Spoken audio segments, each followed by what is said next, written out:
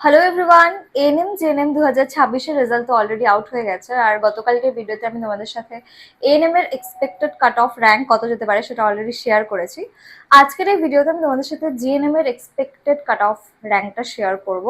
তো তার আগে একটা কথা বলে রাখি যে তোমরা অনেকেই আমাকে হোয়াটসঅ্যাপে মেসেজ করছো যে আমাদের এএনএম জেএনএম 2027 ক্লাস কবে থেকে শুরু হবে। তো আমাদের ক্লাস 10th অগস্ট থেকে শুরু হচ্ছে।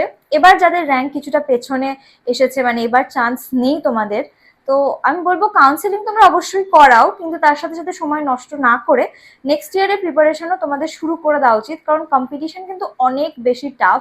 আর নার্সিংয়ে কিন্তু হিউজ রিক্রুটমেন্ট আসতে চলেছে। তো এখন থেকে যদি তোমরা পড়াশোনা না করো পরে কিন্তু পারবে না তোমরা।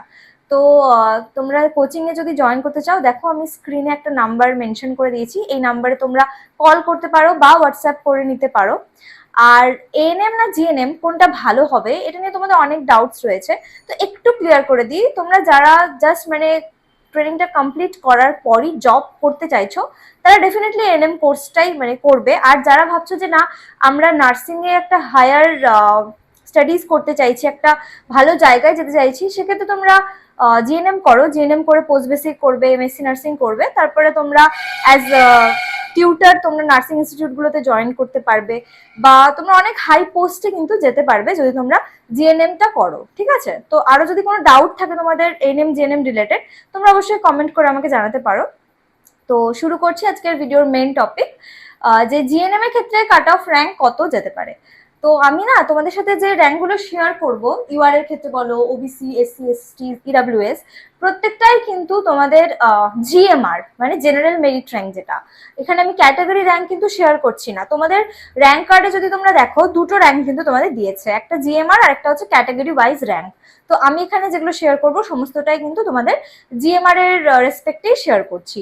তো আনরিজার্ভ ক্যাটাগরির ক্ষেত্রে তোমাদের কাট অফ 4000-4200 এরকম পর্যন্ত যেতে পারে। এবার সেটা তোমাদের 100 বেশিও যেতে পারে, বা হয়তো 4000 অব্দি না গিয়ে 3900 পর্যন্ত যাচ্ছে, সেটাও হতে পারে।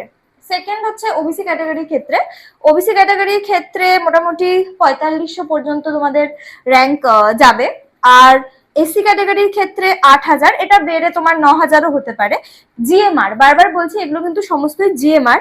এসটি ক্যাটাগরির ক্ষেত্রে এটা প্রায় 20,000 পর্যন্ত যাবে, আর ইডাব্লিউএস ক্যাটাগরির ক্ষেত্রে 15,000 পর্যন্ত যাবে। এটা কিন্তু একটা এক্সপেক্টেড কাট অফ, মানে একদম কনফার্ম না যে তোমাদের এই কাট অফে তোমাদের হয়ে যাবে, বা এর থেকে একটু কম একটু বেশি যেতেই পারে।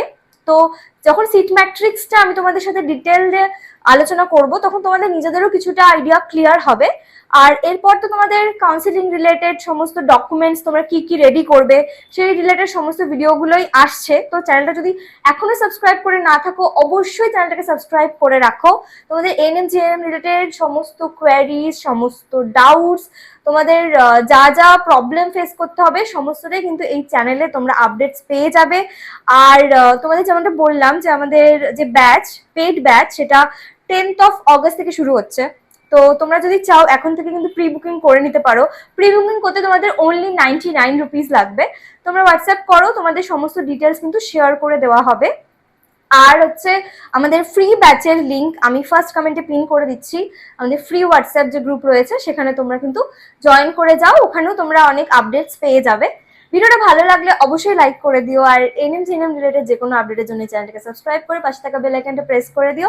তোমাদের কোনো ফ্রেন্ডস যদি এবছর এএনএম জিএনএম দিয়েছে বা নেক্সট ইয়ার দেবে বলে ভাবছে তাদের সাথে অবশ্যই ভিডিওটা শেয়ার করে দিও।